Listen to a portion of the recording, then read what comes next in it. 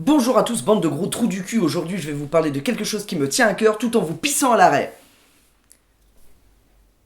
Quoi, c'est pas comme ça qu'on fait maintenant pour parler aux gens? Salut bande de salopes. Salut bande de petits bâtards tout moches. Eh oui bande de consanguins, salut. Bon, ok, je vais rester poli. Bonsoir à toi. Aujourd'hui, je vais te parler de quelque chose qui me tient à cœur tout en t'urinant dans les fesses. Alors à la base, je voulais faire ce genre de vidéo pour te parler de mes coups de cœur et de mes coups de gueule spontanés, comme par exemple de cette formidable bande dessinée américaine, qui est à placer sans hésitation à côté d'un Watchmen ou d'un V pour Vendetta, de par son côté subversif et de son univers maîtrisé d'une main de maître par Sean Murphy. Et comme je l'ai lu lors de sa sortie il y a quelques mois, c'est plus spontané, donc je t'en parlerai pas. Et j'avoue que cette semaine, il n'y a pas grand chose qui m'a fait grimper au rideau. Alors j'ai décidé de revenir sur une de mes anciennes vidéos dans laquelle je te parlais du fils de Bruce Wayne, Damian Wayne, donc devenu Robin. Je t'en parle aujourd'hui parce que tu es nombreux à me donner ton avis et à me poser des questions sur le sujet. Eh bien, je peux te dire que j'ai du nouveau. Promis, je vais faire ça vite et bien. Comme une bonne prostituée. Alors pour résumer, grâce au scénariste écossais Grant Morrison, Batman a eu un fils, Damian, avec Talia al Ghul. Cette dernière, pour parfaire l'éducation du jeune homme en tant que guerrier ultra trop bien, l'a envoyé chez son père à l'âge de 10 ans, comme dans toute famille moderne qui se respecte en fait. Donc dans cette continuité, les parents de Bruce se font assassiner sous ses yeux par Joe Chill dans une ruelle. Des années plus tard, Bruce Wayne devient Batman et combat le crime. Plus tard, il rencontre Talia et lui fait un enfant, et il s'écoule 10 ans avant que Batman ne voit son fils pour la première fois. Et puis l'équipe éditoriale de DC Comics, menée par Geoff Johns, a décidé de relauncher son univers et donc de créer une nouvelle continuité pour attirer de nouveaux lecteurs. Les super-héros comme Batman n'existent désormais que depuis 5 ans maintenant, mais certains éléments de l'ancienne continuité sont restés, comme Damian, qui de fait n'est plus censé avoir 10 ans. Et pourtant c'est le cas. Aucune explication n'est donnée, et pour cause, c'est juste une incohérence qui n'a pas été évitée. Et franchement, Damian s'est développé dans une matrice artificielle, ça a été dit et ça a été montré. Les auteurs n'auraient pas pu publier une simple page dans un numéro quelconque où on montrait Damian subir une croissance accélérée ou quelque chose dans le genre. Ça n'aurait pas été superflu, ça n'aurait pas pris beaucoup de temps, ça aurait expliqué les choses et surtout ça aurait réglé mes problèmes d'insomnie. Bref, la continuité dans les comics, c'est pas tout le temps ça. Et pourtant, je pense que c'est ce qui en fait son sel, donc c'est dommage. Tiens, c'est d'ailleurs un débat, mais quelle superbe transition que tu peux écouter dans le podcast numéro 118 de Comics Blog. Je fais semblant de réfléchir, mais en fait c'est écrit à côté. Un bon podcast qui en parle de comics et qui en parle bien, je te le conseille vivement. Et ben voilà, j'ai fini. Déjà quelle heure il est là? T'as quelle heure toi? Parce que moi j'ai pas de montre. Écoute, puisqu'on a encore un peu de temps, je vais te dire quelque chose à propos de Damian qui est arrivé il y a à peu près 1 an aux États-Unis et donc il y a à peu près 2 mois en France. Oui, ça prend du temps de traverser la Manche. Non, l'océan Indien. La mer Noire. C'est la mer Noire. Et oui, parce que Damian Wayne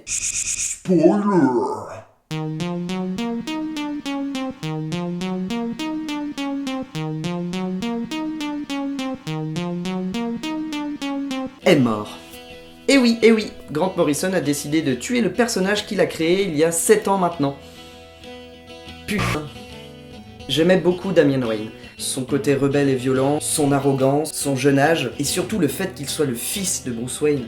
Voir leur relation évoluer était un vrai plaisir, et pour une fois j'avais vraiment l'impression que Batman avait quelque chose à perdre. Alors oui, il a toujours Alfred, il a toujours ses anciens Robin, et puis toute la Bat Family autour de lui, mais là c'était biologique. Il avait une famille de sang comme avant que ses parents se fassent tuer, ça le ramenait un peu à ça quoi. C'était fort, le lien était fort, et je pense qu'il y avait encore beaucoup à dire sur le sujet.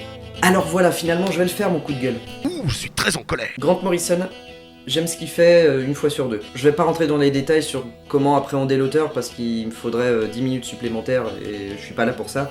J'ai adoré son All-Star Superman, j'ai beaucoup moins aimé son Batman Incorporated, bien que ça parte d'une idée certes saugrenue, mais qui avait du potentiel, qui était pas conne et originale. Mais ce qu'il en a fait... Et c'est dans cette série, qui n'est pourtant pas la plus lue des séries consacrées à Batman, qu'il a décidé de tuer son personnage. Et de fait, ça s'est répercuté sur tout l'univers du Chevalier Noir. Et je vais même pas parler de la mise en scène de cet instant parce que je trouve que le dessin de Chris Burnham ne lui rend tout simplement pas hommage. Bref, Morrison, en tuant le fils de Bruce Wayne, a sans doute voulu revenir aux origines de Batman pour mieux coller à la nouvelle continuité. Mais il y avait encore tellement à dire. Oh, un conseil, si tu veux commencer à lire des comics, ne commence pas par Grant Morrison. C'est un scénariste aussi complexe qu'intéressant, mais vraiment complexe. Et pour aborder les super-héros, c'est vraiment pas le plus simple. Moi je l'ai fait, et c'est d'ailleurs ce qui m'a permis de découvrir mon penchant masochiste. Par contre, Geoff Johns, Jeff Lubb ou Frank Miller, tu peux y aller sans problème, hein. C'est plus classique, y a des putains de bonnes histoires et on comprend tout quoi. Ah oui, et si tu veux avoir un aperçu de Damian Wayne, il y a un animé intitulé Son of Batman, logique, qui va sortir d'ici peu aux États-Unis. Donc j'imagine qu'il va arriver en France d'une manière ou d'une autre. Enfin voilà, en tout cas, je pense pas me tromper en te disant que ce dessin animé ne sera pas piqué des hannetons. Et bah voilà, je crois que j'ai fini. Alors, qu'est-ce que t'en as pensé? T'as aimé? T'en veux d'autres? Ok, alors peu importe ce que t'as dit, de toute manière, je ne peux pas t'entendre puisque je parle à une caméra. Donc je reviendrai te parler si tu veux, mais avant, je vais refaire d'autres vidéos des 2 minutes du peuple et des vidéos débiles comme je fais d'habitude. Si tu veux, tu peux t'abonner, si tu veux, tu peux regarder cette vidéo, ou si tu veux, tu peux même aller voir les vidéos de mon pote Phil, cinéphile. C'est drôle, intelligent et instructif. Allez, salut mon petit loup!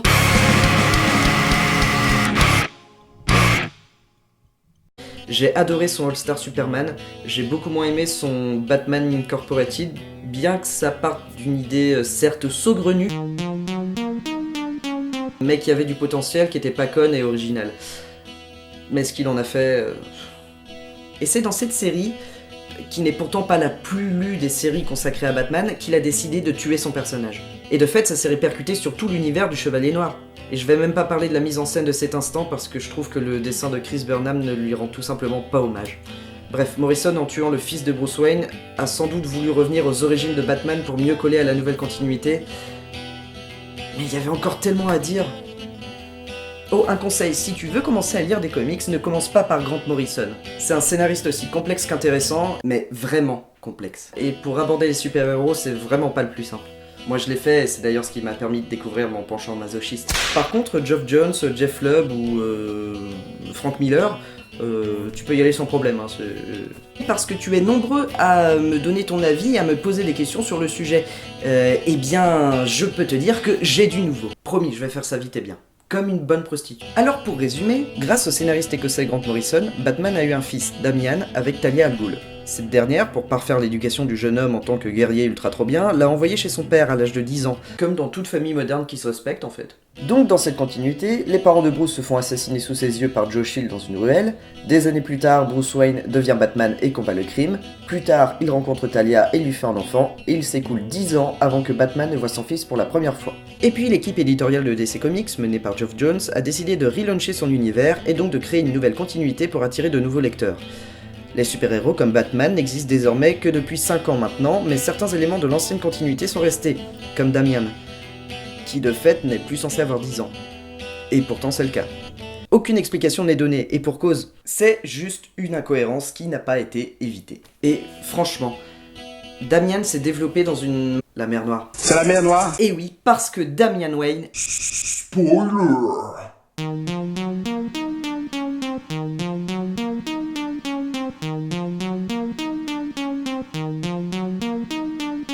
est mort. Et oui, Grant Morrison a décidé de tuer le personnage qu'il a créé il y a 7 ans maintenant. Putain. J'aimais beaucoup Damian Wayne. Son côté rebelle et violent, son arrogance, son jeune âge, et surtout le fait qu'il soit le fils de Bruce Wayne. Voir leur relation évoluer était un vrai plaisir, et pour une fois j'avais vraiment l'impression que Batman avait quelque chose à perdre. Alors oui, il a toujours Alfred, il a toujours ses anciens Robin, et puis toute la Bat Family autour de lui, mais là c'était biologique. Il avait une famille de sang comme avant que ses parents se fassent tuer, ça le ramenait un peu à ça quoi. C'était fort, le lien était fort, et je pense qu'il y avait encore beaucoup à dire sur le sujet. Alors voilà, finalement je vais le faire mon coup de gueule. Ouh, je suis très en colère. Grant Morrison, j'aime ce qu'il fait une fois sur deux. Je vais pas rentrer dans les détails sur comment appréhender l'auteur parce qu'il me faudrait 10 minutes supplémentaires et je suis pas là pour ça. Matrice artificielle, ça a été dit et ça a été montré. Les auteurs n'auraient pas pu publier une simple page dans un numéro quelconque où on montrait Damian subir une croissance accélérée ou quelque chose dans le genre. Ça n'aurait pas été superflu, ça n'aurait pas pris beaucoup de temps, ça aurait expliqué les choses et surtout ça aurait réglé mes problèmes d'insomnie. Bref, la continuité dans les comics, c'est pas tout le temps ça. Et pourtant, je pense que c'est ce qui en fait son sel, donc c'est dommage. Tiens, c'est d'ailleurs un débat, mais quelle superbe transition que tu peux écouter dans le podcast numéro 118 de Comics Blog. Je fais semblant de réfléchir, mais en fait c'est écrit à côté. Un bon podcast qui en parle de comics et qui en parle bien, je te le conseille vivement. Et ben voilà, j'ai fini. Déjà quelle heure il est là? T'as quelle heure toi? Parce que moi j'ai pas de montre. Écoute, puisqu'on a encore un peu de temps, je vais te dire quelque chose à propos de Damien qui est arrivé il y a à peu près 1 an aux États-Unis et donc il y a à peu près 2 mois en France. Oui, ça prend du temps de traverser la Manche. Non, l'océan Indien. Bonjour à tous, bande de gros trous du cul. Aujourd'hui, je vais vous parler de quelque chose qui me tient à cœur tout en vous pissant à l'arrêt. Quoi, c'est pas comme ça qu'on fait maintenant pour parler aux gens? Salut bande de salopes! Salut bande de petits bâtards tout moches. Eh oui bande de consanguins, salut! Bon ok, je vais rester poli. Bonsoir à toi. Aujourd'hui, je vais te parler de quelque chose qui me tient à cœur tout en t'urinant dans les fesses. Alors à la base, je voulais faire ce genre de vidéo pour te parler de mes coups de cœur et de mes coups de gueule spontanés, comme par exemple de cette formidable bande dessinée américaine, qui est à placer sans hésitation à côté d'un Watchmen ou d'un V pour Vendetta, de par son côté subversif et de son univers maîtrisé d'une main de maître par Sean Murphy. Et comme je l'ai lu lors de sa sortie il y a quelques mois, c'est plus spontané donc je t'en parlerai pas.